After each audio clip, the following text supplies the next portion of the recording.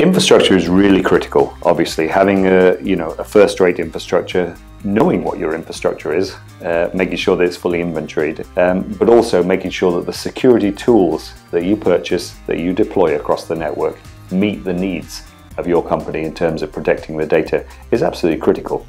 Now, the trouble is, nowadays we're bombarded with vendors who have multiple cybersecurity products, all claiming to be the silver bullet that will protect your company. And when you see demonstrations of how these products work, they're very often working in a controlled environment against a controlled data set that make it appear that the products are foolproof. So companies will buy into these technologies, and unfortunately in some cases this can lead to a false sense of security in terms that they may believe falsely that they are protected. They may also find that when they deploy products across the network, they suddenly realize that in the real environment the number of alerts or warnings that are generated by these systems suddenly become overwhelming, and they need to somehow sort out the noise to determine what is really relevant and what could be the critical access that some intruder has made into the company, and how to sort of differentiate that from the other noise that the systems generate.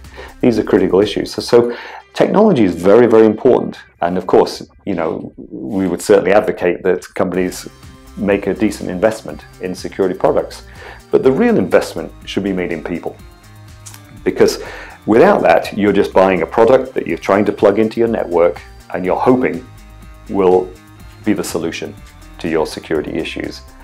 It doesn't work like that. We've seen countless news reports about data breaches.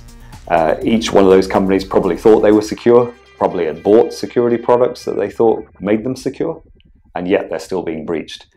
The reasons why generally come down to people rather than the tools, the infrastructure, the hardware, software, whatever.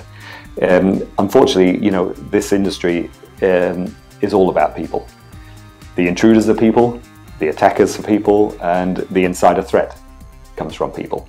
So unless you hire people who understand that rather than just understand technology, then you may leave yourself open to gaps, because criminal ingenuity will always find ways around systems. So hiring the right people should be the first priority, because it all stems from there. If you've got the right person leading this and he hires the right people underneath him, then your decision making around the products, around what infrastructure to build, becomes based on their experience, their know-how, and their understanding of what works in a particular environment or what may not work. Unfortunately, not all companies are able to either afford or have access. These people who know or have this kind of level of experience are few and far between, and not easy to find and not easy to hire. So there is an option here, of course, of bringing an external provider to actually act as an interim Chief Information Security Officer, or a guidance in terms of cybersecurity, to help build up that infrastructure or to review the infrastructure and to advise on where gaps could be plugged. And this again is an important role that cybersecurity vendors and providers can play, provided they also have that depth of experience and know-how in terms of being able to come in and provide impartial experience. In other words, they're not aligned to any vendor of security products or firewalls, etc.